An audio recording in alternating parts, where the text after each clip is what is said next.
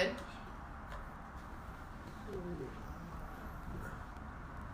Lefty.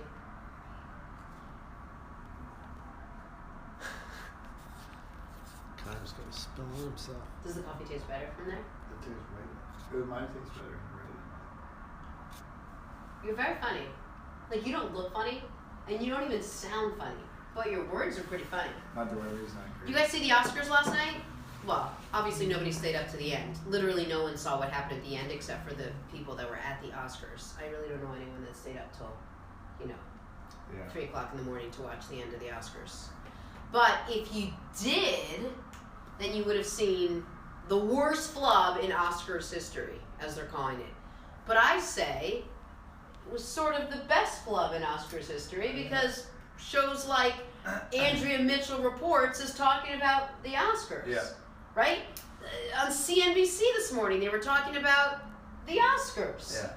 I switched around to Christian television by mistake this morning. They were talking about the Oscars. I was watching a Spanish soap opera on my way in. They were talking about the Oscars. There's a Mandarin morning show, and they were talking about the Oscars. Granted, 3/4 of the last couple things I mentioned weren't true, but you kind of get the picture. But what happened was really different and unusual, and it's been kind of a crazy season. From everyone getting hidden figures mixed up with fences, calling them hidden fences and figures, to which they did on the red carpet last night. Someone from ABC's really? broadcast did it again last Yeah. night. To the big flub at the end of the show. We were going to do like a little recap. You've seen it all already, so we're not going to pretend that you don't even know what's happening, but we'll just sort of touch on the surface of the best and worst. And if you have a best and worst from last night, I'm just curious. But we're going to start off with Jimmy Kimmel, who was good. He was good because he was subtle. He didn't need all the bells and whistles and the craziness. He came out and he landed a couple of really good jokes, I thought. Yeah. So I missed his Whole opening, thing. but basically everything. Missed everything. Was his hosting like comparable to how he treats his own show? Yes. Just very like his own Understated and just giving the jokes, different style than Fallon. Right. Fallon is very like he high energy, out there. Like it's gonna be a huge joke, and either it lands or it doesn't, But either way, he's gonna laugh like it's the funniest thing he's ever seen. Kimmel, Fallon, that's exactly what Fallon does. But Kimmel did some really good jokes. He had some doozies. You wrote a couple of them down, but that's the Warren Beatty stuff. We'll get to that in a second. We'll get to that. The host at his best. Well, the Mel Gibson one was pretty good. You know how Mel Gibson has had his issues over the years with making quite a few anti-Semitic comments. He got pulled over one time by a cop. He might have been drinking. I don't remember if he was drunk Is he the guy or not, behind the cemetery stuff? but he did a lot of anti-Semitic stuff. What'd you ask? He's not the one with the cemetery stuff, right? The cemetery. Cemeteries, all the Jewish cemeteries. I don't think that was him. He made a comment. He called the cop that was trying to give him a ticket. What are you, Jewish or something along those lines? He had a whole bunch of anti-Semitic. Yeah, so he had a bunch. So anyway, Jimmy Kimmel was making the joke that this is a night for us all. Everyone's watching. It's a great night for us all to come together. You probably want a host who's going to say something big and inclusive and bring us all together as one and give you some big, powerful, huge rah-rah of like an inspirational speech. She's like, that's not going to come from me. I can't do that. You need like a Braveheart to do that. We already have a Braveheart sitting down here, and clearly y'all know he can't do it. He's not going to do it. That was the joke, something along those lines. Which if you got it, here's the deal with all of his jokes. You had to know the backstory. Yeah. And if you knew the backstory, it's hilarious. If you didn't know the backstory, it was a little confusing. So what was the reception like?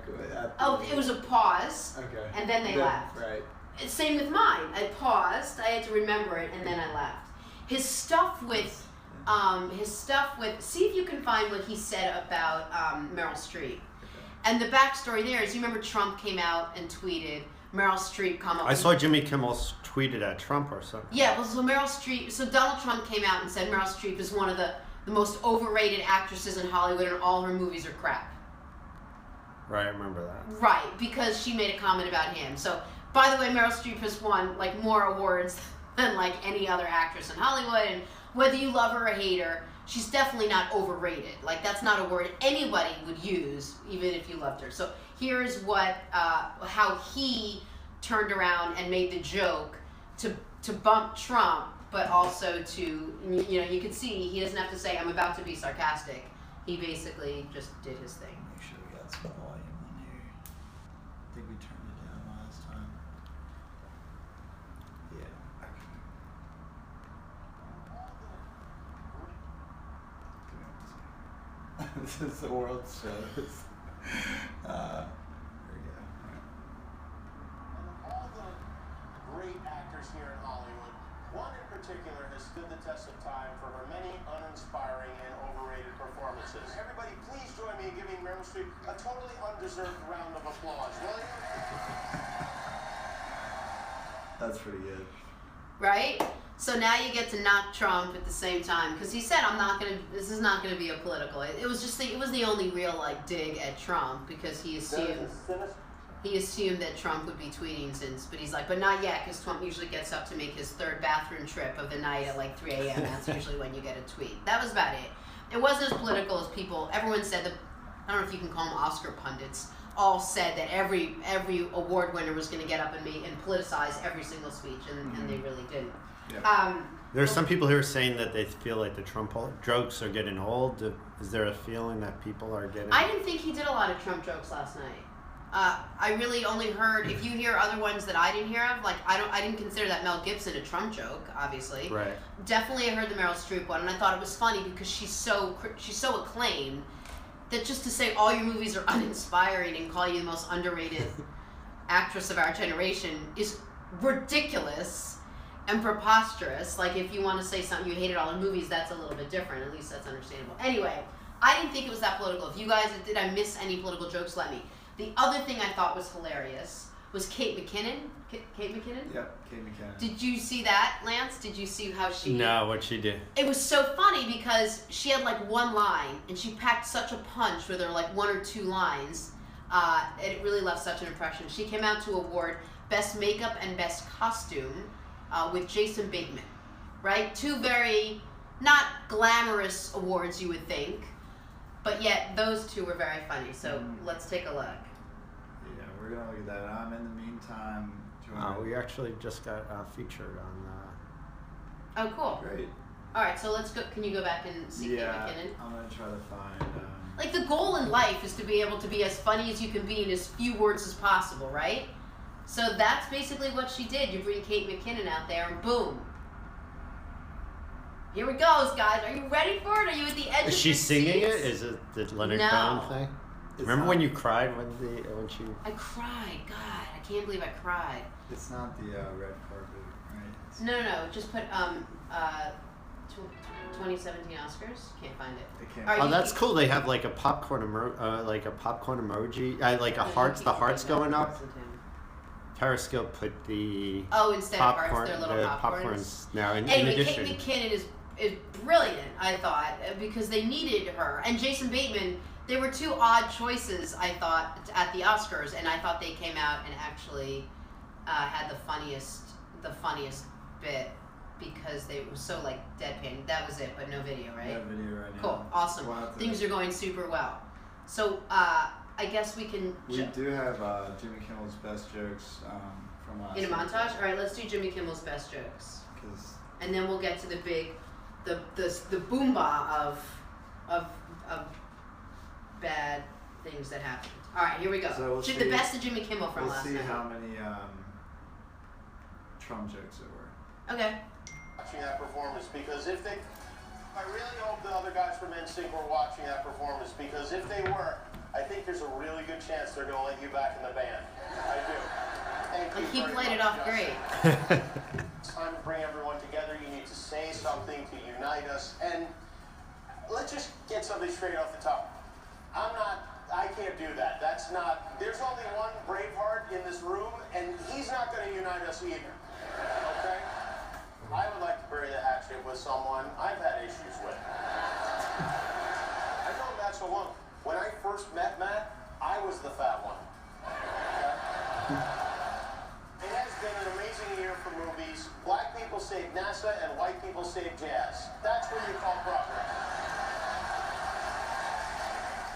Everybody, please join me in giving Meryl Streep a totally undeserved round of applause, will you? Dress, by the way, is that an Ivanka? Okay, how many Trump jokes did you hear? Ivanka, that's like 2 jokes. So, yeah. Out of the whole night, you thought that was a lot? I just There's no way he was gonna not make one joke.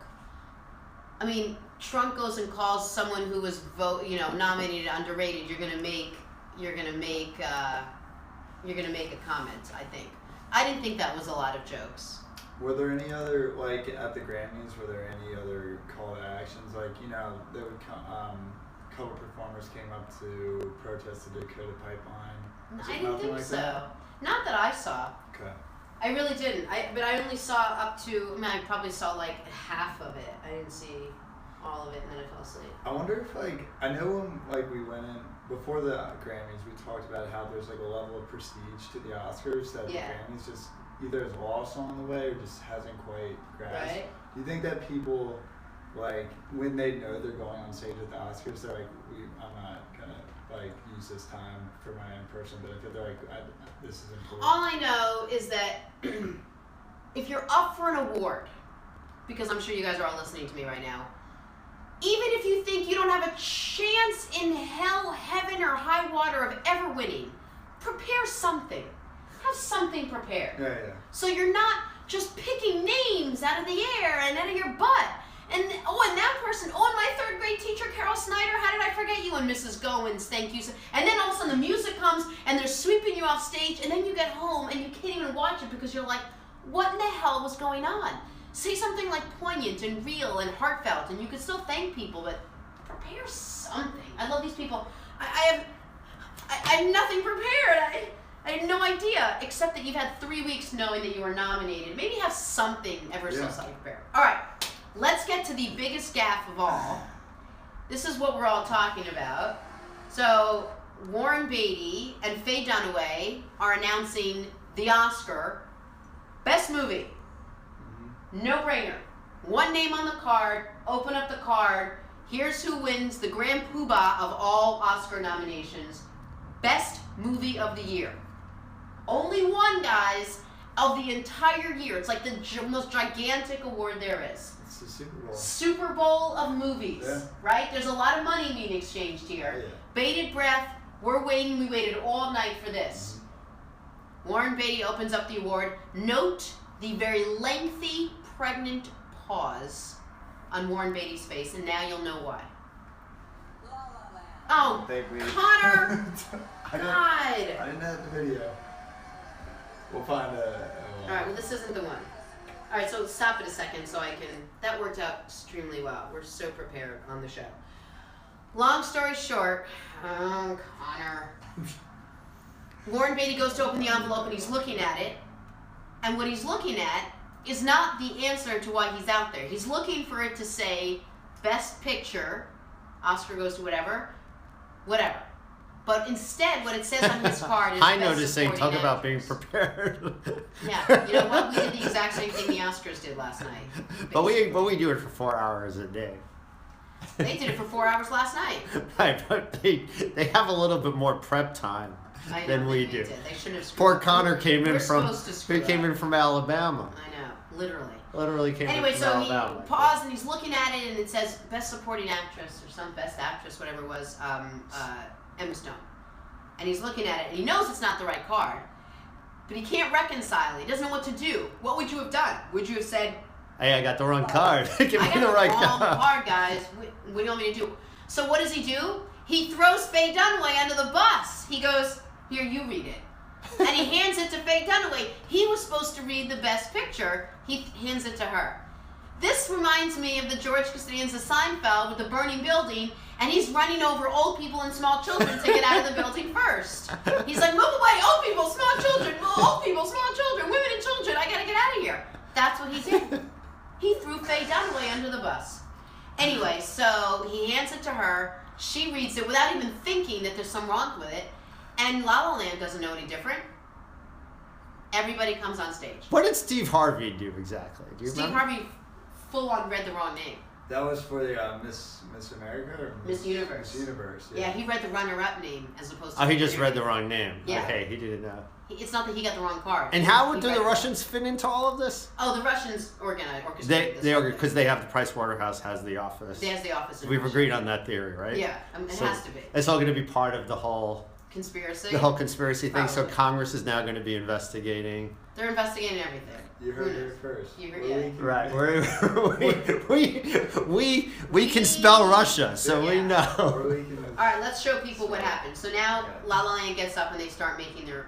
Well, this is actually what you were talking about. Oh, Jesus Christ.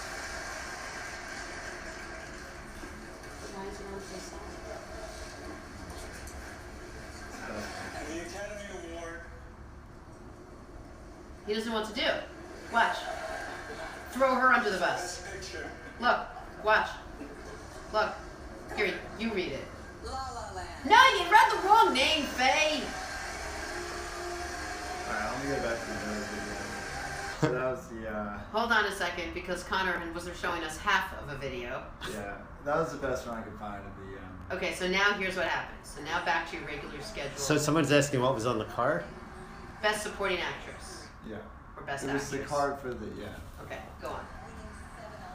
So now here it comes. Here they go. Here comes La La Land. Jordan. We won. We're amazing. It's it. Yeah, Jordan Horowitz, the producer of La La Land. Who looks literally like he's 8.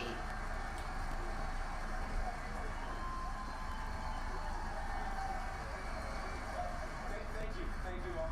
Thank you to the Academy. No, there's a mistake. Moonlight, you guys won Best Picture. This is not a joke. I'm afraid they read the wrong thing. This is not a joke. Moonlight has won Best Picture. Moonlight, Best Picture. Wow, that was really classy that he did. He Oh, handled yeah. it really well. Yeah. Wow. Now wait. Now Kimmel's gonna come up and make a joke because he has to. Oh, they didn't add it. No, I think it is. This is very unfortunate what happened.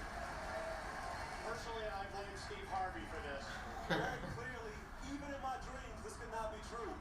But to hell with dreams. I'm done with it because this is true. Oh my goodness. Beautiful. Thank you. Thank you. And I have to say, and it is true, it's not fake. We've been on the road with these guys for so long, and I'm so gracious, so generous of them. My love to La La Land. My So love to- gracious of them. No, because that guy did handle it well. He handled it well, but it's not that it was so gracious. They had to. They lost. Right, but they could have just like. They could have just kept it. And gone like on walk stage. off, like. All right. Yeah, maybe. Wow, can you believe that? That would be like, and let me just use as an example, say this Jenna Wolf card, because we have a bunch of them here. When we ever go back to playing games, we always play these great games on the show. I mean, literally, I pick up a card, and you know, the winner goes to, who am I?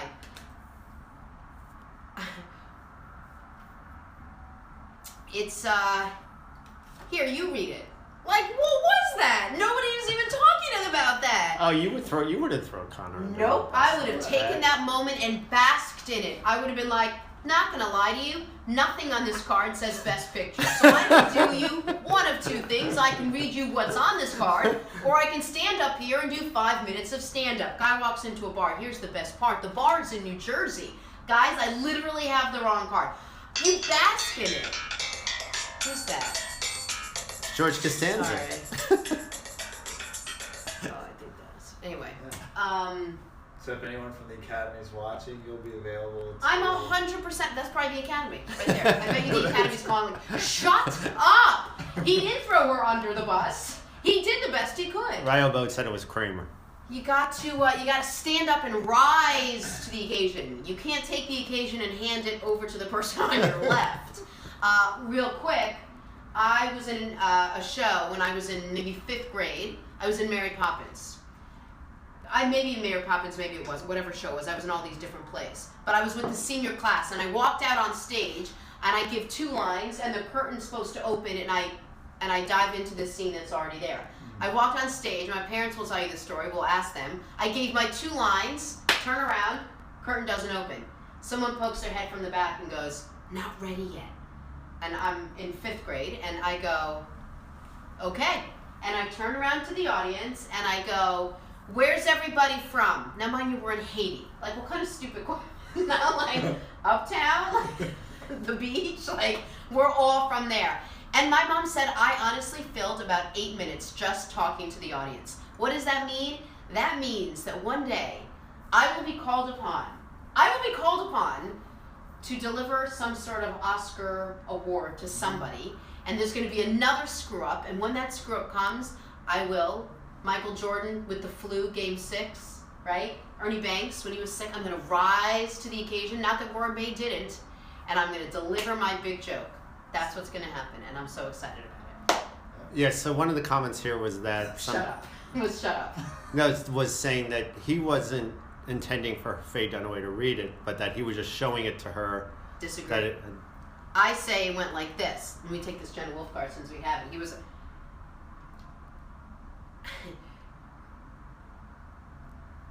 Wow, man. See, that's exactly what happened. Now we're just going to slow that down for you a little bit. Let me slow that down, okay? So we'll do it in slow motion.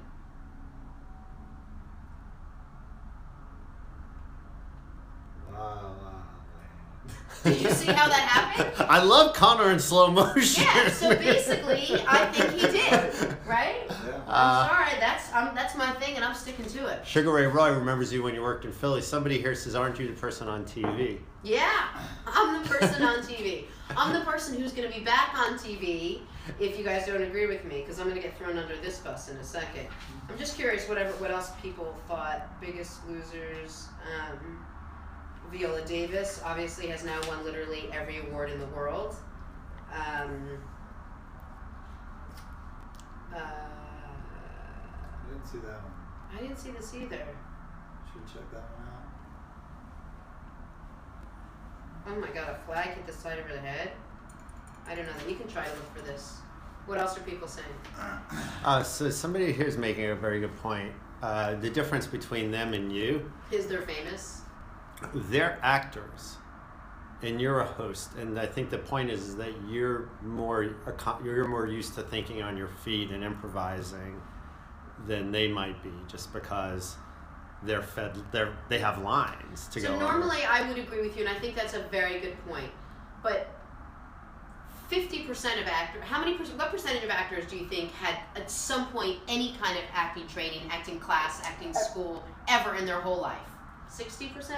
I would say those are two pretty. They basically don't they pick the 2 best actors and actresses. So maybe a higher number, like they probably both have. Okay, some sort of training. Like Warren Beatty and Faye Dunaway don't get a pass for not thinking on their feet. Okay, now my point is, at some point in their careers, they'd have to do some sort of improv. Well, you were just talking about on the opening, like you went to A Bronx Tale, which we had on the show, and how about that guy? So tell us about that. I got to look up his name again because it was so fantastic. And the Bronx Tale retweeted my stuff, which was really nice.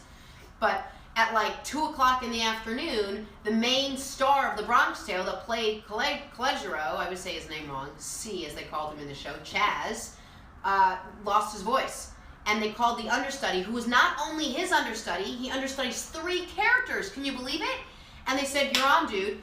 And he was like, "Ah." And he quickly got dressed, ran to the theater at 4:00. The show started at 7. He ran through lines in his head. He had 10 minutes to get on stage and do one duet to practice. 10 minutes, that's it, with the main actress. And then he went on. And all his blocking was based solely on what he had been seeing, never having done it. Talk about nerves. He nailed a Broadway show. And afterwards, I mean, this kid was on top of me. He hugged me. He didn't know me from Jack. I was like, "Nice job." He's like, "Was it really?" I was terrified. I was so scared. I was like, "Hug it out." He's like, "Please." And he like hugged me. And he's like, "Was I okay?" And that's Chaz was in the audience because he came to give him notes on how he was doing. It was really cool. Cami876 is saying that the award was given over very graciously, though, by the... Beyond, there is not a doubt in my mind. It couldn't have been done any more gracious.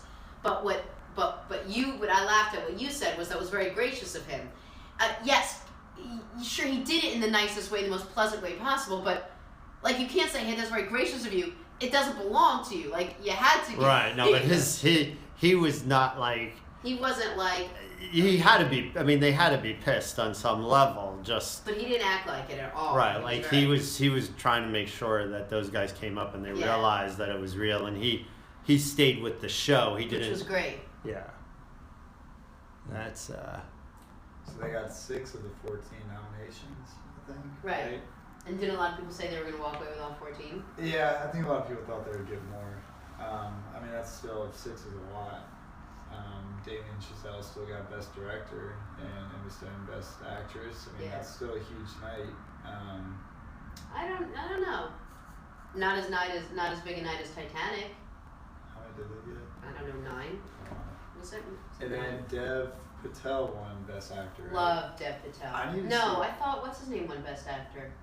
Didn't from Manchester by the Sea, Casey Affleck won Best Actor. Right. Dev Patel, did he win anything? Maybe not. I don't think he won. But No, he didn't. Ali won. Mahershala Ali for supporting actor. Right. Casey Affleck won. Yeah. Yeah. Cool. Nicely done, guys. Yeah, but no, Line is one of the movies I need to see for sure. I need to see all these movies. I didn't see any of these movies. It's terrible. You didn't see any of them? I don't. Dan is saying that Casey was weird in his speech. Did you see the speech? He was just quiet. Can you fire up his speech? And understated a little bit. It's his personality. A lot of these guys have big acting personalities, and they're much quieter off. And that's what I've read about Casey Affleck. And Glam is saying that there was somebody who thanked Denzel. Is that? That I don't know. Look, I was in Homeland, so as an actor, I can comment. You were in Homeland last night. I was in Homeland last night. You went up against the Oscars. I went up against the Oscars last night, guys. I'm just going to tell you that I went up against the Oscars last night. This is Casey Affleck's speech. This is Casey's speech, yeah. By the way, I was being very jokey about whatever I was going to say after that line. All right, let's see Casey Affleck's speech. Do you want to say what you were going to say? Oscar goes to Casey Affleck, Manchester by the Sea.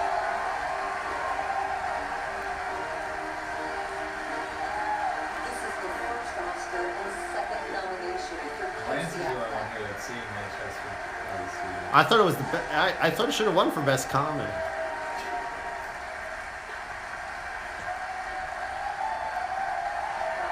Oh, Casey thanked Denzel? Amber's wishing you happy birthday. Thank you, Amber.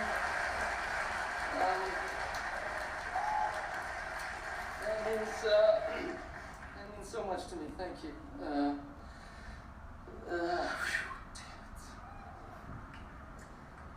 One of the first people who taught me how to act was Denzel Washington, and I just met him tonight for the first time. Thank you. And to all the other nominees, you do great work. I'm proud to be in your company because you're very brave, and I admire what you do. And I'm only here really because of all the talents and goodwill of so many people that are impossible to name. But most of all, Kenneth Lonergan, who made this part, and without this part and without his writing, I wouldn't be here for sure. And he directed it. Man, I wish I had something bigger and more meaningful to say, but I'm just, I'm really proud to be a part of this community in general. I look out at all of you, and I have this whole year, and I'm just dumbfounded that I'm included, and it means a lot to me. Thank you also to Matt Damon for creating this opportunity, to Mayor Bucksbaum for so much, and to Patrick and Boomer and so many people, of course my mother and my father for usually believing in me and doing this, and man, I love you, you ain't heavy. Thank you all very much. Appreciate it. Yeah. Who were the other nominees? Was Denzel Washington nominated? Yeah, Denzel, Ryan Gosling, Andrew Garfield. So he was thanking Denzel, but he beat But Denzel. can I just say something? Yep. When did Oscar nominations go out? Easily 3 weeks ago. More, because they made the rounds. So like maybe a month ago. Oscar nominations. Or Yeah, more? yeah, right. Okay. You've known that you're up for an award a month ago. So either you go in knowing that you're not going to have something big and important to say and own it, or you go in with something big and important to say and deliver it. Yeah. But don't go in with nothing big and important to say and say, God, I wish I had something big and inspiring and important to say. Like, don't say that. It makes you just, it's not an endearing thing. Like, I think they think, oh, like, look, it makes me look humbled. It doesn't. It makes you look unprepared. Like, you have the stage. Definitely, you do not have to get political. You do not have to rally the troops. You do not have to thank everyone. But say something. And also, like, I wish I had something more powerful. Is you don't have to just speak from your heart. You don't have to say anything powerful, but don't say that. Yeah, exactly. Don't say, oh, I wish I had something. It makes you look a moron. Like, granted, I'm never going to win an Emmy. Ever. Or whatever. An Oscar. I'm never going to win an Oscar. But, like, if I was ever in a movie, and for whatever reason, like, the worlds collided and pigs flew, and all of a sudden, like, the Pope wasn't Catholic anymore, like, all these things happened at the same time, and I was sort of nominated, let me tell you, it's not like putting your face on the cover of Sports Illustrated and all of a sudden you're going to break your leg. Like, that's really bad luck, you know, the Sports Illustrated curse. Right. This is different. Have something prepared. Yeah. Even if it's fate loves the fearless, you know, Godspeed, and walk off the stage. Just something other than, I wish I had something important to say. I don't have anything. I got nothing to say. So, thank you. What happened to Bobby? Soldier Love says that Bobby? Ryan Gosling changed the envelope. Yeah, probably. And TJ, our TJ says, hey guys, first time watching this KC speech live on the Jenna Wolf Show. Cool. Cool. Awesome. He was good in the movie. I mean, like, he really... Oh, no doubt. This has nothing to do with his capabilities. I also would love to see a little something dynamic from these guys. Like, I want to love the actor, right? Because what do you want?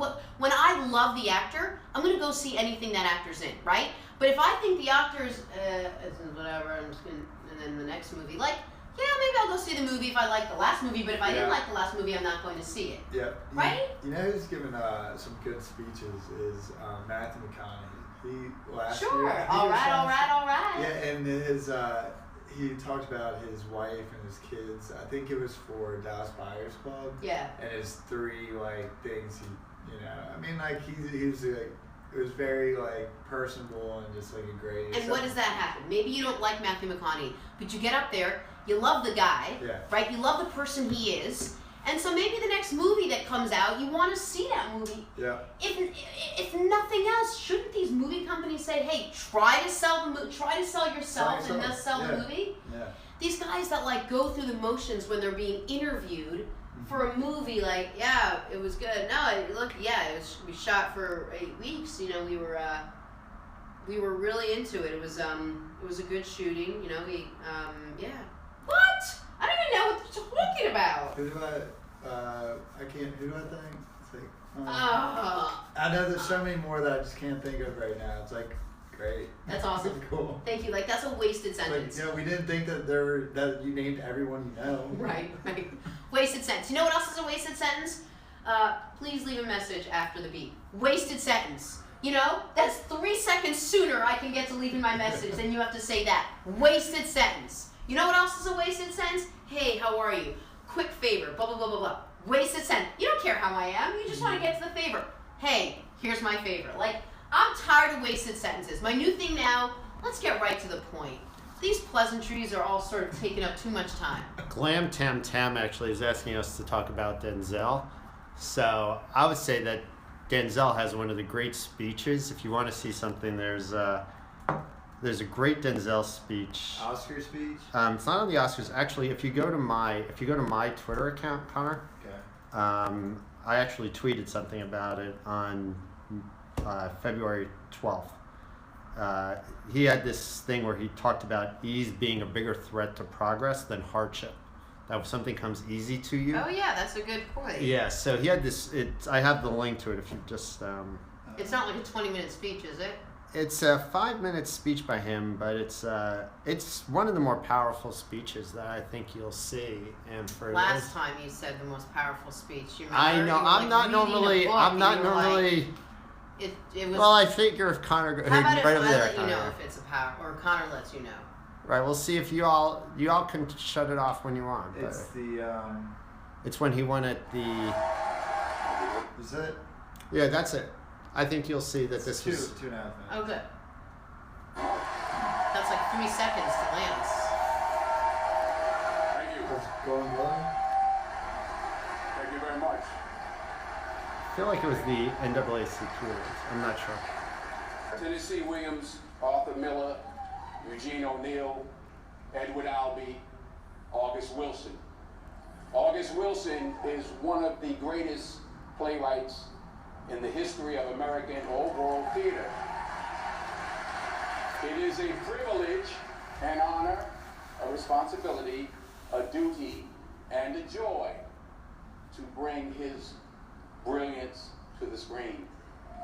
I am particularly proud and happy about the young filmmakers, actors, singers, writers, producers that are coming up behind my generation. In particular, Barry Jenkins. Young people understand this young man made 10, 15, 20 short films before he got the opportunity to make Moonlight. So never give up. Without commitment, you'll never start. But more importantly, without consistency, you'll never finish. It's not easy. If it was easy, there'd be no Kerry Washington. If it was easy, there'd be no Taraji Henson, Pete Henson. If it were easy, there'd be no Octavia Spencer. But not only that, if it were easy, there'd be no Viola Davis. If it were easy, there'd be no Michael T. Williamson, no Stephen McKinley Henderson, no Russell Hornsby. If it were easy, there'd be no Denzel Washington. So, keep working, keep striving, never give up, fall down 7 times, get up 8. Ease is a greater threat to progress than hardship. Ease is a greater threat to progress than hardship. So, keep moving, keep growing, keep learning. See you at work. So here, that was brilliant. I love that. Thank you for letting us watch that. Right, so that was an example of a speech that somebody who prepared and really understood So the person that said, Lance, the person that said, well, these guys are actors. Is that turned off, this middle one? Yeah. The person yeah. that said, well, those guys are actors, so they should. I don't care. It's not who you are. It's the platform that you're given. If you're given a platform, like everyone in the world is watching you, or everyone in the United States is watching you on this stage, and you've got a minute, like, make it count. You know, like, do something with that minute. Tell me something about why you're here. Tell me something about where you're going. Tell me something that one of 10 million people behind you that's trying to do exactly what you're trying to do, that they could understand or learn by. Like, make the most of the platform you're given. And while it seems like we just get up here and we like throw shit to the wall sometimes and do whatever we want occasionally, the truth is, like, there's some rhyme or reason to it. I never leave these 4 hours without either sharing a story of what I'm going through or how I got through it. Same with you, Lance. You're always sharing some sort of parental tip or something. Like, we're all contributing. So take the platform that you're given, because a lot of us don't have it, and really try to do something with it. Ours is a 4-hour-a-day platform, which we've been expanding to even more hours. Nope, less. Less hours, but more hours. Less, but more. But we sort of are working within this organic sphere. At the Oscars, where Casey Affleck is saying that he looked up to and learned from Denzel Washington, and literally the speech prior to this that Denzel Washington gave was that speech. Smart. And what you're saying is that, I mean, like, he sounded like me, and I know nothing. Like, I'm here and I say and you criticize me when I say a few times during a 4-hour. But what did you do? I learned from it and I worked on it. But he's obviously but before Casey Affleck is obviously a much better actor than I am, and he knows what he's doing. But don't say, you taught me how to act, and thank you, and then someone who's been acting a lot longer than you have, Casey, gets up and gives one of the most empowering speeches I've heard in such a long time that affected a lot of people, that included a lot of people, that moved, inspired, and challenged, and like loved and taught a lot of people. Now you're like, oh, that guy really taught me, but God, I wish I had something important to say. Like, I don't want to see you in your next movie, but I would love to see Denzel, and guess what? I had no interest in seeing Denzel before. Yeah. Don't you want me to like you? Because that's the business you're in. There's people that are like famous actors, famous athletes that have no interest in the media. It's all part of it. It's all connected. If I like you, I'm going to go see your work. Yep. If I like you, I'm going to buy your jersey. Yep. If I don't like you, I'm not. It's the small young kids that don't understand the difference, and that's when the role models. Glam Tam Tam was asking earlier about what you thought about the face that Denzel was making. And I'm just realizing I have paint all over me. I got paint on my pants. During Casey Affleck's During speech. Casey Affleck's I think speech. he was confused. He was confused as I to don't why he think didn't win. Honestly, this is just my opinion. He thought he was going to win. That's what made him. No, I don't think so. In my opinion, I think he's never had a conversation with Casey Affleck before. Didn't know anything about him at all. And all of a sudden, this guy's like, "You taught me how to act." And I think Denzel was like, Yeah. "What the hell's he talking about?" Yeah, I was kind of wondering. He was like thinking maybe Casey would expand on that, like one other sentence. He taught me how to act. What does that even mean? You watched him growing up. You followed him. There's a certain performance you loved. He inspired you to do this movie. You love his style. What is that even? The next sentence was, I wish I had something big and important to say. I got nothing, and so I got to fill another 30 seconds here. Let me. Actually, there's somebody here saying that the Oscars look more like the NAACP awards this year. Well, you But last year. Well, actually, we're right. Wasn't last year was the big deal? Was that nobody? It was racist. Boycott, or Yeah, they said boycott the Oscars because there weren't any black movies, Yeah. and now you're saying there are too many black movies. Right. Amber, who was in one of our guests the other day. So I want to hear what you think about the title of La La Land again. LOL, I agree. Such a weird title and dumb Did movie. you hear me go off on it? Yes. What did you say?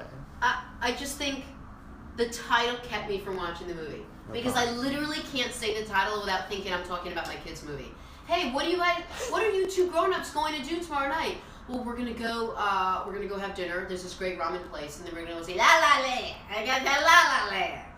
There's no, so I don't say it. I say it. We're gonna go see that musical that's out now. Which one? La La Land? Like it. Don't call it that. Say something else, and maybe I would have seen it. Like, stuff that happens in Hollywood. Connor and I said just Land. I would have gone to see it if it was literally just called Land. But La La Land is just too. It's too like. I thought it was a really good movie. I hadn't seen the the only other movie I saw this year really was that movie that Casey. Which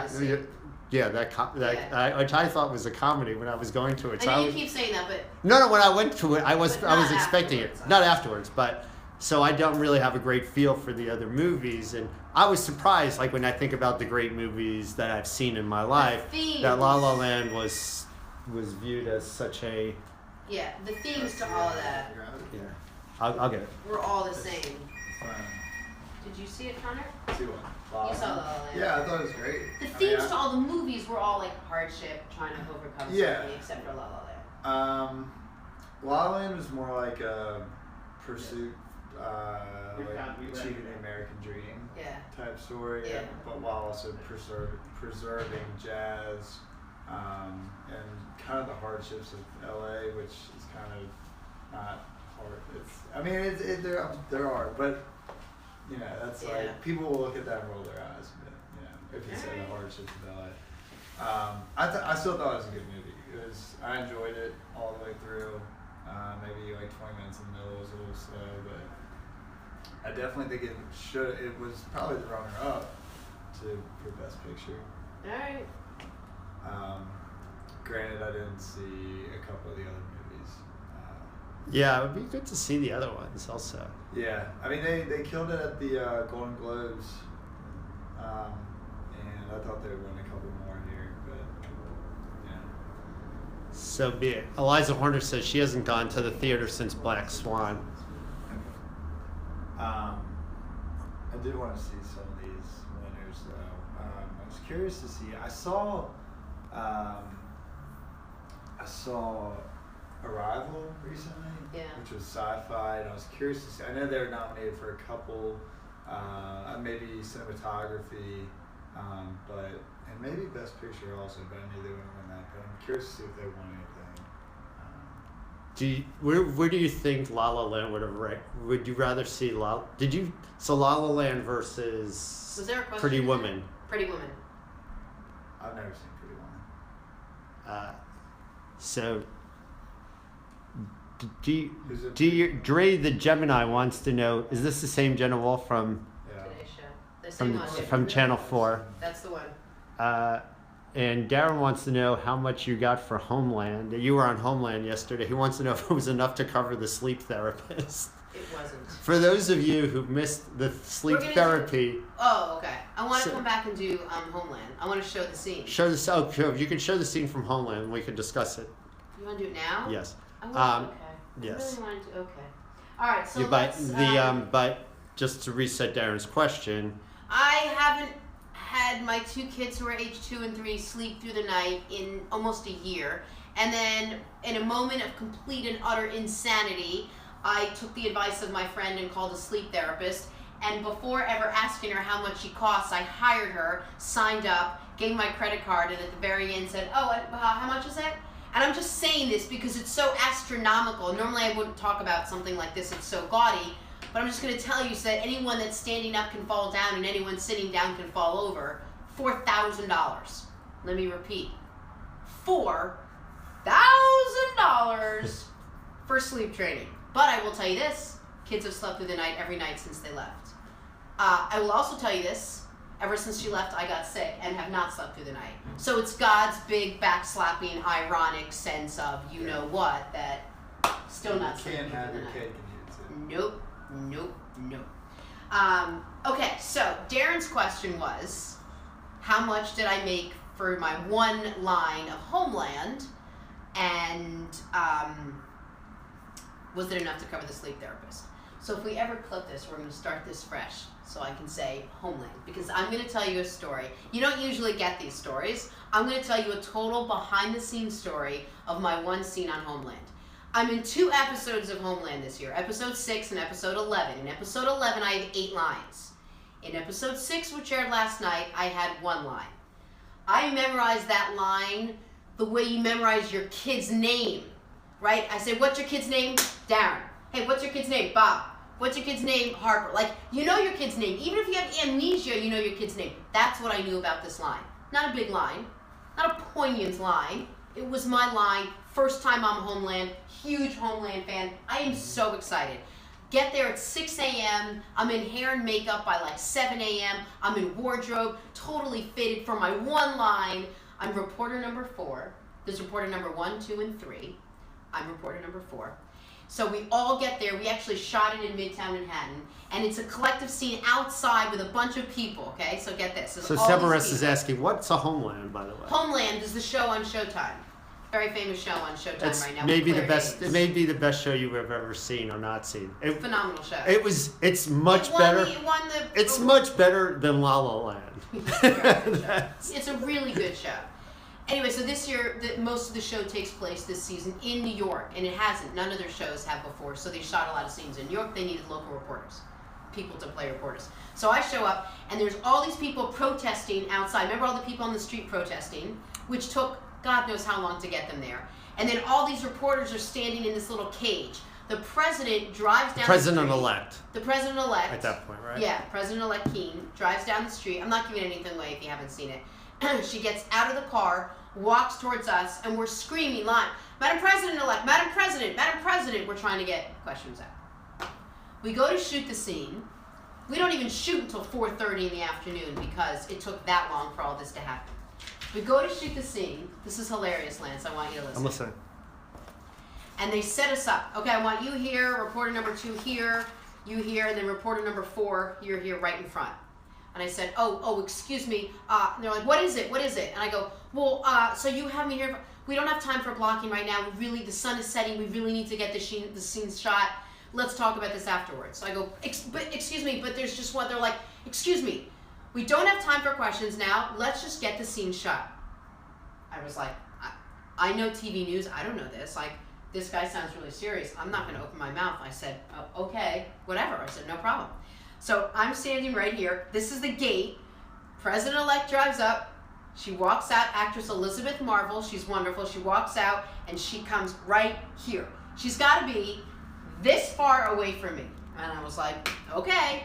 Reporter 1 asks the question. Reporter 2 asks the question. Reporter 3 asks the question. Now it's my turn. And I went just like this. I went, President-elect, can you speak up? We can't hear you back here. Cut! I go, I told you! I was trying to tell you I was too close to the president, but nobody wanted to do anything. They're like, you should have interrupted. I go, she was too close. Here's me going, if you could speak up, we can't hear you back here. And she looked at me, because she didn't know exactly the line. She goes, you can't? And I'm like, I told him I'm having a hard of hearing. I can't hear anything. They put it from me back. The whole scene had to be reshot. The driving down the street, the getting out of the car, but everybody was hysterically laughing. Hilarious. So then they had to put me 3 people back, but I'm too short. So then I had to stand on an apple box. So if you really watch the scene, everyone's here, and my big fat head, I look like I am Manute Bol because how'd they do that? It's like, you email it to me? Oh, let me email it to you now. So I just took a video of it off from my phone, off the screen, but I wish you could get it on demand. I'll show you. Yeah. So then when I went back for episode 11, it was a different director, but that Elizabeth Marvel, who played the president, said, do you have any news or notes, Jenna, before we start the scene? It was really funny. I was like, no, I'm good. Thank you very much. Here, let me just email you the scene. Isn't that hilarious? That is hilarious. I've been dying to tell you that story forever. Atomic Gandhi wants to know if he liked The Sopranos, will he like Homeland? Oh, 100%. Right. That's exactly who would like the show. Connor. Connor Beck. Connor Beck, right? Yes. Is that my email or phone number? That's your email. Oh, let me use mail drop because... You guys really working this out here. Let's go. Good deal. That was so funny though. Isn't that so funny? Yeah. Are you Literally, I'm not joking. There's no part of me that's being sarcastic. It was this far away. I'm like, Madam Secretary, and the microphone, and I'm holding it right here. I'm like, and I felt stupid. I was like, if you could speak up a little bit, we can't hear you back here. And I'm even looking at What's her. nice, this reporter, I don't think they can hear you back. Those people can't hear you. They need the story too. And so she joked, and she was like, you can? And I was like, I'm hard of hearing. And I asked as a question, I'm hard of hearing? She goes, probably. That's so good. All right, see if you got it. All right. So if you don't have it yet, there's a question here about whether you liked or disliked Tiki Barber. Love Tiki Barber. Loved him then, love him now. Right. I know he did a lot of things to annoy some people, but he's always been amazing to me. And Atomic Gandhi says that if this show is just the woman on the boring woman on the left telling stories, then he's not staying. So we're gonna miss. Oh my God! God bless you for not staying. So we're You gonna need miss room you. for other people. Yeah, please. Like. And I'd love you to tell me a story just so I can judge how totally exciting it is. Right. So your career, like, let us see it. Where do we go for it? Just send us a link. And Put also, the link if you were up on in here. Homeland, let me know. Right. Well, I think that would be reporter number non-existent. Did it come in? It has not yet. Did it come in yet? Did it? Files too. Oh wait. Yeah. No. Let's just see how your talent has taken. Oh, he's writing. No, I'm back waiting to for him. He might have left the room. Oh, I'm sure he did. It didn't get through. Did you? I don't know what this stuff. I'm not so good at it. Here, you do it. That's the. We need to get back to the title of the show. Okay, Atomic Gandhi says, I went to a store, I bought an apple, it tasted yummy. Quick, short, and to the point. That was a great story. But guess what, dude? We have 4 hours to fill, and that was a really funny story. Now we all watched it. That was great. Thank you for contributing to the show. And I actually like that story. So unlike what you said Title about of the me, segment. I'm Oh, very Darren, nice. Darren, we're actually, I'll explain to you later. We're on to Jenna's thing here. We have people who are going to watching things about Homeland for the first time. There are a lot of people in the room who haven't heard about Homeland. But I'm happy to answer your Oscar questions. Thank you. Even though how ironic that I didn't see any. Atomic Gandhi Gandhi is always here to help, so maybe you can give us the second part of the story, the second sentence. We would appreciate it. Okay. Well, We'll take it. You can, no matter what you can say, I can't be mean. Like, I'm never going to be mean to you. I, on the other hand, Lance might. Might stick up for Jenna, especially on the day after her birthday. And it's I'm okay, going to not stick up for everybody her, does. and I take offense to the fact that you think that she's boring. I think she's the most interesting person you'll find over a 4-hour period anywhere, on TV or on Periscope. Oh, I love that. Did we talk about Viola? We didn't talk about I Viola. did. Oh, I mentioned the fact that We she's lost- won now every single award. What? She's so brilliantly talented. She really is so talented, and she deserved. We are featured broadcast. Yes, Darren. Thank you. We got the. She absolutely. They sent deserved us to a win memo, last actually. night. And you know what was so great about her while we're waiting for this Homeland clip? Coming through. Is there a way to text it? Yeah. Would that help? Here. We're trying to work out texting on the Jenna Walsh show. No. This is all new to us. That's all it is. Yeah. Now I forgot what I was saying. Oh, Ainsley says, "Hey Lance, hey Jenna." Everyone in the audience was genuinely excited when she won, and I think that's what was so cool. Yes. Shameless plug on our new. There's a host. Jenna. Yeah, want to get a Jenna Walsh show hat while you're at it? Here. This is our QVC segment. Darren, I got out of my swim trunks, man. I did that just for you. You try to text it. Yeah. We're trying, You guys, can I just tell you something that's so funny? This always makes me laugh. I read this. You keep trying. You keep working on it. Gian Wella asks a great question. Who cares about the Oscars when there are bigger problems? Which brings us to the point. I mean, even during World War II, they played baseball games in New York and across the United States. Oh, fine. Can I just read you one thing while we were talking about how we're trying to work out texting? Listen, texting, this is a thing I was going to put on Instagram. Texting wasn't always easy. In my day, you had to work for it. You had to want it. You need an S? You better click that 7 button 4 times. 3 times.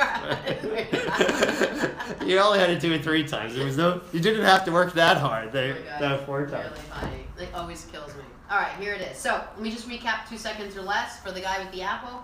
Yeah, is it gonna work? Oh, anyway, I'm in 2 episodes of Homeland. This first episode, I have 1 line, but on episode 11, I've got, count them, 8 lines, baby. Right. And just actually a shameless plug over here. Yeah. For those of you who are into Homeland and into The Sopranos, The Man in the High Castle I know you love that. is one of the greatest things I've ever seen, Elsa. But let's first pitch and It also just come back to the Jenna Walsh show. just the general show. is good enough And Homeland. at this point. We What are- else do people want to know? While we try to get this up. Lance. This is, here it comes. I see. I know, but it's This is good. People are intrigued. Actually, at the hotel I was at, they had a room called the Intrigue. big room. It's about 2 women. Oh, you're closer. Oh, is it on here? What? Do you see the clip? I see it. It's not playing. Yeah. All right, let's see. Okay, hold on. This is my scene from Homeland from last night. But watch the whole thing. I make 2 appearances, so don't stop watching and then go back and watch again. I look very serious. Cerberus is asking who the male is on the couch. This is Connor, one of our producers on the show. Yep. How you doing? All right. I'm ready? Jenna, the one from the Today Show. Go. And this show. And this show. Sorry. Make it louder. I shot it off my iPhone. We had a very interesting talk. About what? Get ready. Our son. Tucker, can you speak up? We can't hear you back here. We talked about our son. The one that we lost in the war. Her, John, and my Andrew. How they both did their best to Hold serve on. our country. Hold on. Face down fear. Just as we must face Wait. down here at home. Look. Yes, a bomb went off in New York City. Something That's it. we all That's it. Nice. How have you to miss it? Did you blank? So I let me saw do the that. line. Madam Secretary, Madam President, can you speak up? We can't hear you back here. Imagine saying that right to somebody's face. That was it. Look how serious I look. Boy, I was miserable that day. You do look very tall. I look very tall. Look Taller at than look this at all guy. those men next to me. Yeah. I was taller than all of them because I'm standing on a whole apple box. So for that, you are like in this shot, like right here. Yeah, you saw my face, Right here. my head. Yeah. And you said that's in the opening, right? Of the. In the opening, you see her talking to a reporter. That's it. It's pretty cool. And then so in a couple weeks we'll see. In a couple weeks you're really gonna see me. The camera was like right in front of my face. Like, just so you know, I mean, if you guys obviously, as we know, you know this. Like, I've been doing TV for 20 years. Like, I was a sportscaster for 12 years. I was on every day. And then I did the Today Show. Like, I was on a show where our average audience was like 5 million people when I was on the show. Who cares? You see yourself. But to see yourself somewhere different, like when I see my name in print or something like this, it's exciting. It's something totally different that I've never really done before. Also, I did a couple episodes of Law and Order. I did an episode of a USA show. But Tom Gandhi was pointing out that she was in House of Cards. Yes, Elizabeth Marvel was in House of Cards. She also played the president, or she played the woman running for president. Right. So now she has a big role in this. She plays the president-elect in this one. Yeah. Darren wants me to star in The Bachelor, and was actually sticking up for you, Connor. He was, as people were talking about who you were. Thanks, Darren. Appreciate it. He was just pointing out. Always good to have someone on my side. I got a little excited there. Can we find the Viola Davis acceptance? Her acceptance speech was great. Is the coffee any good? The coffee is amazing. Hey, I could read some of these quotes now right to you guys. Yeah. Let's see. Girl, you don't need to run your resume to us. Oh, thank you. I love my little Connor. Isn't he adorable? And you're reading the Periscope. That was Darren who said he loves it. Recently near me. Yeah, they also shoot it in Brooklyn. What else? I love the person that said I don't need to do your resume. There was a joke. Whoever said that. Darren says hi, Jenna. Oh, I see that. Hi, Jenna. And TJ Mueller says hi, Jenna. Glam Tam, they're bringing up Viola Davis. The painting behind you is lovely. It's really nice. Thank you very much. You're cool, says Glam Tam. I really appreciate that. And hi. Okay, enough. Are you guys in LA? No, we're in New York. Did you used to be on the Today Show? Nice boots. Very funny. You see, Darren with his timing is impeccable. Darren is really funny. Best dressed at Oscars. I'm not good at best dressed. I'm really terrible with clothes. Really bad. Did you caught the red carpet though? I did. It's awesome to have something to be proud of. Thank you. What up, Buttercup? Say Sparky Beats. Sparky Beats. Oh, last night I was actually filming Booba. I can do best dressed. Okay, help us out with best dressed, Glenn Tam Tam. Who do you like? Wait, first do you want to do this? Yeah, do that. But she had this funny thing going on. It's underneath your thing. Okay, let's do it. You used to be Jenna Wolf. Just kidding. Casey Affleck is incredible. He's a phenomenal actor. John, who is Jenna Wolf? No idea. Okay, let's do it. Let's see Viola Davis' speech. Right. You know, there's one place that all the people with the greatest potential are gathered. One place. And that's the graveyard. People ask me all the time, what kind of stories do you want to tell, Viola? And I say, exhume those bodies. Exhume those stories. The stories of the people who dreamed big and never saw those dreams to fruition. People who fell in love and lost. I became an artist, and thank God I did, because we are the only profession that celebrates what it means to live a life.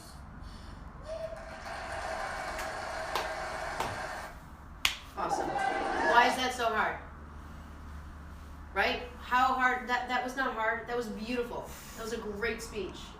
Tom Gandhi says Connor looks bored out of his noggin. That's just Connor. That's Connor being excited. This is Connor with the eyes of the world on him. Not bored. I thought it was a good speech. It was a good speech. That was a really good speech. Oh yeah, but that's not hard to do, right? Yeah. You have the platform. How was Emma Stone's speech? Did you catch that one? What did she say? Let's see Emma Stone's speech. That was pretty late into the ceremony. Okay, I'll keep reading comments while you do that. Did you all show the great mix-up at the Oscars? We did. We did. La La didn't win with muscles, I always say. Musicals. You think my job is easy? Oh gosh, I really don't think your job is easy. At all. see anybody comment. Best dressed, Georgie Henson. Yeah, she was best dressed. Connor always looks that way. I wish I would. You be said that, so Darren?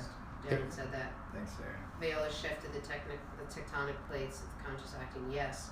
Back to the story, Jenna. So I went to the store, right? He's the one who I know wrote. who he is. Did she say it's the only profession that celebrates life? Yes. She did say that. Viola Davis, Black Girls Rock. Trina was like 116. All right, this is Emma Stone's speech. Did anyone watch this? The only profession that celebrates life. What's that? Is that what she said? That's what she said. He's writing his whole story. Thank you so much to the Academy. To the women in this category, Natalie, Isabel, Meryl, Ruth, you are all so extraordinary, and I look up to you, and I admire you more than I can put into words. It has been the greatest honor just to stand alongside you. That is the greatest honor of all. To my mom, and my dad, and my brother Spencer, and my soul sister Chrissy, and my whole family, I love you so much. Thank you for everything. And to Doug Wald, who stood by me all these years, and to Holly and Michelle and Craig and PJ and Greta and Bob Cooper, thank you so much. And I realize that a moment like this is a huge confluence of luck and opportunity. And so I want to thank Damien Chazelle for the opportunity to be part of a project that was so special and once in a lifetime. I'm so grateful to have been involved in this film, and thank you for your faith and your patience and such a wonderful experience. And Ryan Gosling, thank you for making me laugh and for always raising the bar and for being the greatest partner on this crazy adventure. To our whole crew, everyone that put their heart and souls into this film, I'm gonna find you all individually, and I'm gonna thank you, along with my friends who I love so much. I'm gonna hug the hell out of you when the feeling re-enters my body. I still have a lot of growing and learning and work to do, and this guy is a really beautiful symbol to continue on that journey, and I'm so grateful for that. So thank you so much. Thank you. Yeah, that's good.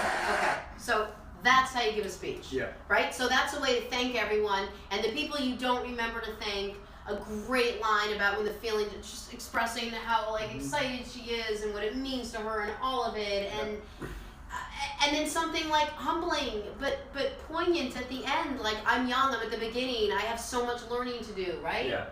I still come back to his speech, and please, this is not a commentary on Casey Affleck, because I think he's a brilliant actor, but so I'm sure I should say something important here, but I got nothing to say. I have nothing important. I wish I did. I wish I had something important to say, but I don't have it. So Yeah, I mean, at least like her version of saying that she wasn't gonna say thank you to everyone was, I'll thank everyone. Yeah. We have a lot of people who just came into the room. Can we go over the Warren Beatty moment? Well, I'm sorry, I know it's a repeat, but yeah, so basically it's been a while. The story of the Oscars, without question, hands down, was the gigantic gaffe for Best Picture, right? The biggest award of the night. The last award given out of the night is for Best Picture. The Oscar goes to, and this is it, the culmination of all your work. And for many of these movies, years and years and years in the making, it comes down to this. A handful of movies are nominated for the greatest movie of the entire year. That's it. And Warren Beatty and Faye Dunaway, two legendary actors, walk out on stage, and they give their intro, and they're about to read, and they open up the card, and it's Warren Beatty's turn to read it. And he opens up the card, and he says, I'll just use this Jenna Wolfe Show card as an example that we have. And he goes, and he knows it's supposed to say just the name of the movie, Best Movie. But instead, on his card, it says Best Actress. So this is not his first Emma rodeo. Stone. He's presented before, and he knows what's supposed to be there. Right, and instead of, so what he says is, what he does is he reads it, and then he reads it again, and then he's perplexed, and then he looks back and reads it again, and then instead of just saying hilarity, we got the wrong card. we actually have the wrong card, which he should have done. Instead, he went. This is me throwing Faye Dunaway under the bus. La La Land. La La Land. And La La Land, knowing full well that was not right because he got the wrong card, La La Land comes up, still lets them all read their beginning part of their speeches, and then in the middle of their speeches, with this grand poobah chaos going on, they realize something is up. And well, actually, time out. Do you think maybe he thought La La Land, since La La Land was the overwhelming favorite, do you think that maybe I would say yes, except that it said Best Actress. We saw it, Best Actress. Right, but he knew, like, I think maybe he thought that La La Land was going to... If he did, he would have just said La La Land. She thought that. He knew something was wrong. That's why he paused so long. Right, he knew that he had the wrong card, but maybe he thought that La La Land was going to win anyway. So maybe I don't buy that. No. You can't guess at the Oscars and just assume. Right. So here's what happened. Let's show everybody what happened. Definitely a fair point.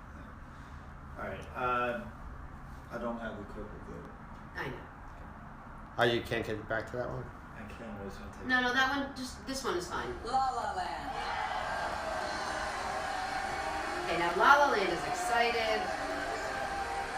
La La Land has 14 Oscar nominations this year and is tied for the Lance, your most periscope shot is weird. It just cuts off our heads. winning 7 What, because of what happened to him? You make it so it's just our heads that are off. Song, directing, actress, and best picture.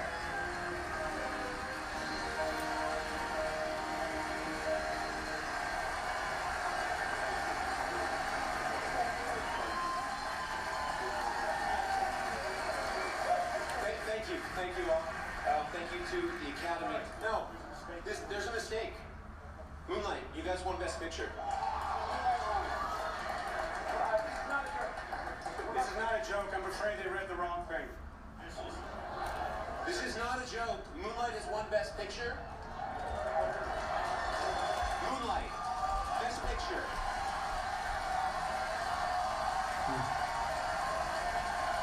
Seeing more like the reactions in the background of John Legend. He was so shocked. Did you notice that? Guys, this is very unfortunate what happened. Look who he Personally, blames. I blame Steve Harvey for this. Clearly, even in my dreams, this could not be true. But to hell with dreams. I'm done with it, because this is true. Oh my goodness.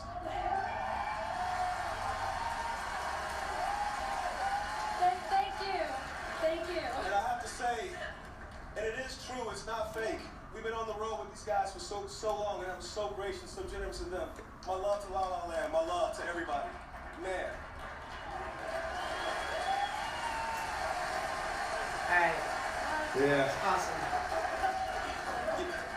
You know, there was a time when I thought this movie was impossible because I couldn't bring it to fruition. I couldn't bring myself to tell another story. And so everybody behind me on the stage said, no, that's not acceptable. So I just want to thank everybody up here behind me, everybody out there in that room, because we didn't do this. You guys chose us. Thank you for the choice. I appreciate it. Much love. Good night. Thank you so much. Who said thank you so much? Oh, no, Yeah. Alright. Probably another producer. So,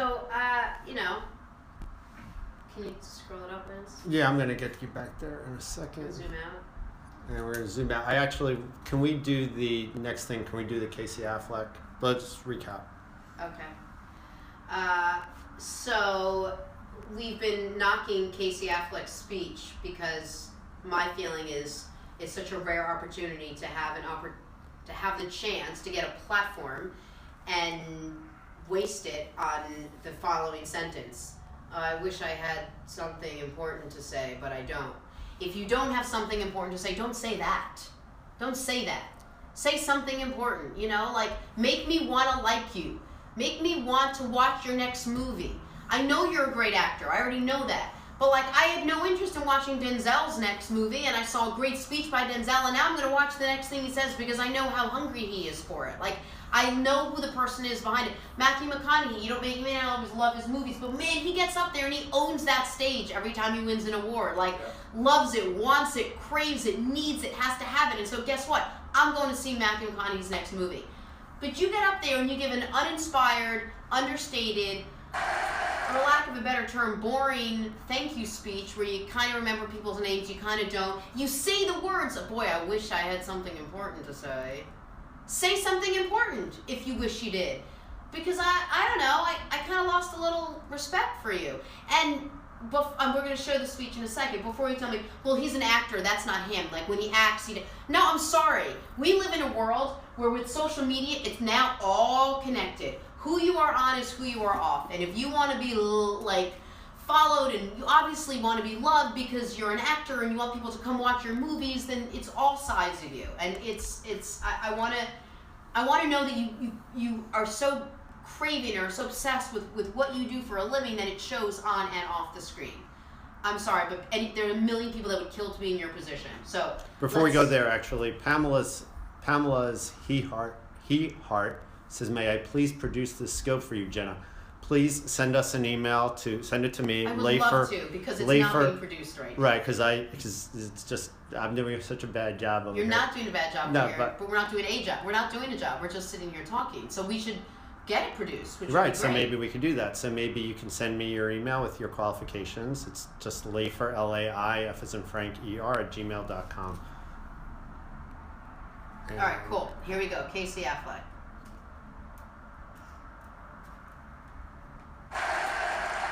And the Oscar goes to Casey Affleck.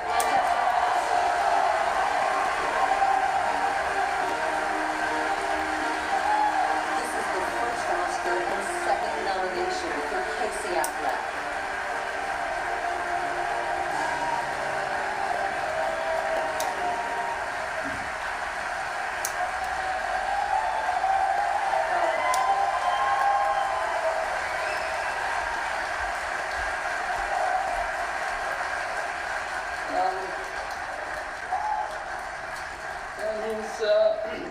It means so much to me. Thank you. Damn it.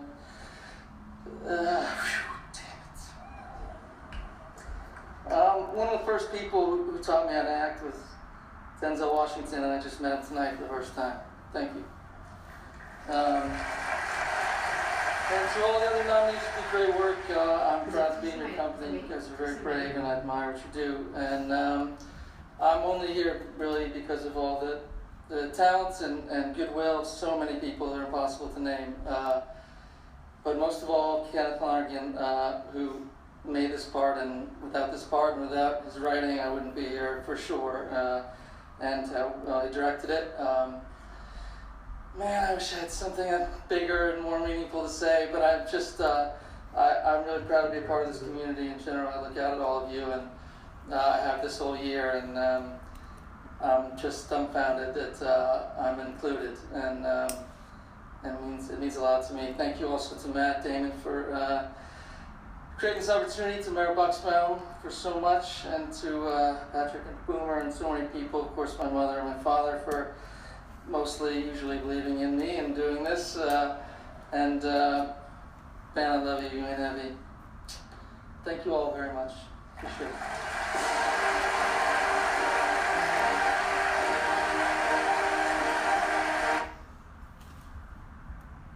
There you go. I wish I had something important to say. So now maybe take us back to the Denzel speech to sort of contrast that with Denzel's. Yeah, so in the award show prior, Denzel gave a speech. And Denzel's been in the business a lot longer. And I get it. You're excited. You're speechless. You're absolutely blown away. But, I mean, I have something prepared. Say something. Speak to someone. Speak to someone. Speak to the people behind you that are coming up. Speak to your loved ones. Say something. Watch this. Thank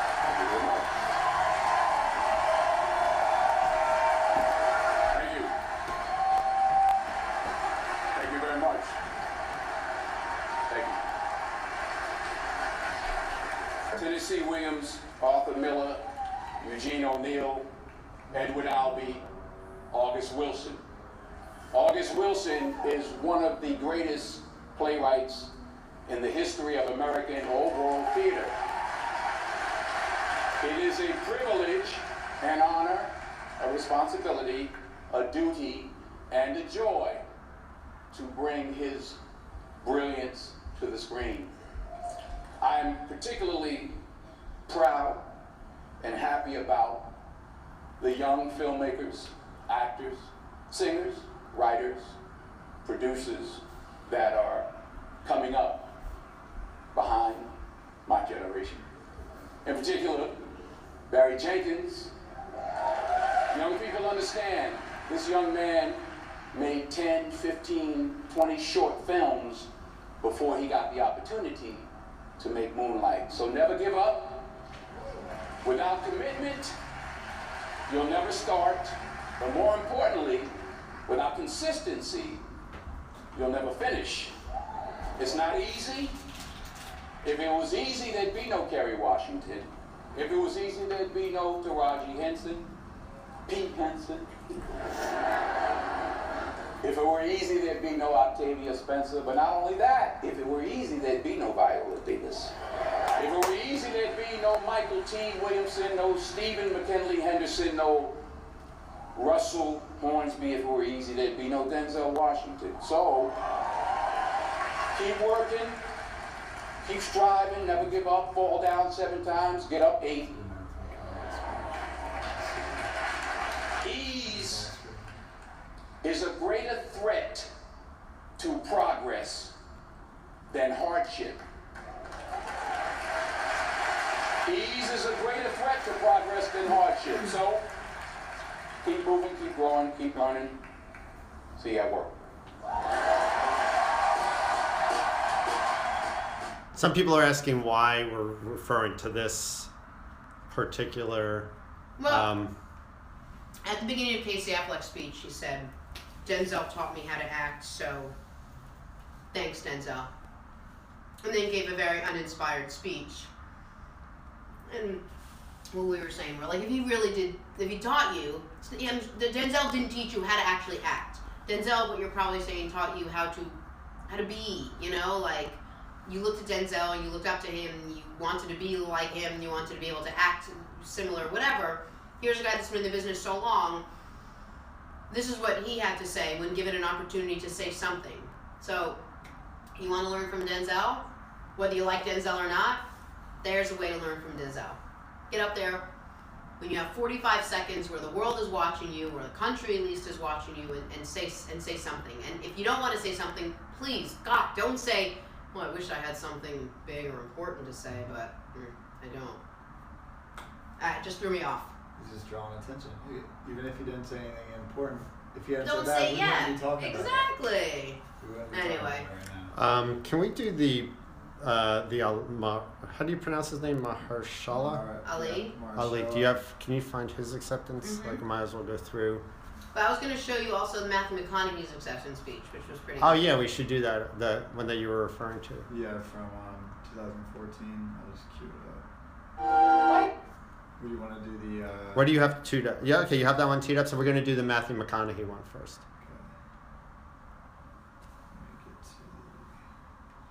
Atomic Gandhi is, Jenna, just for you to think about. Atomic Gandhi wants to know what your acceptance speech would be like, if you have time to prepare. Okay, but first of all, these guys have a month to prepare. Right, but a month. So in a month I can do it right now. I can tell you exactly what I would So we'll do it have. after this. Okay, ready? Matthew McConaughey.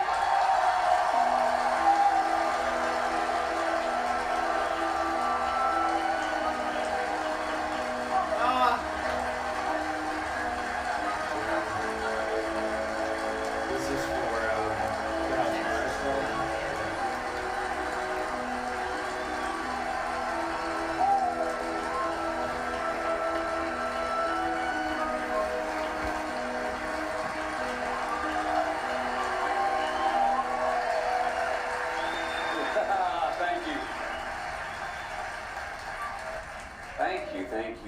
Thank you to the Academy for this, all 6,000 members. Thank you to the other nominees.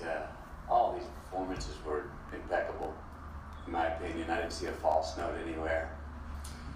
I want to thank Jean-Marc Vallée, our director.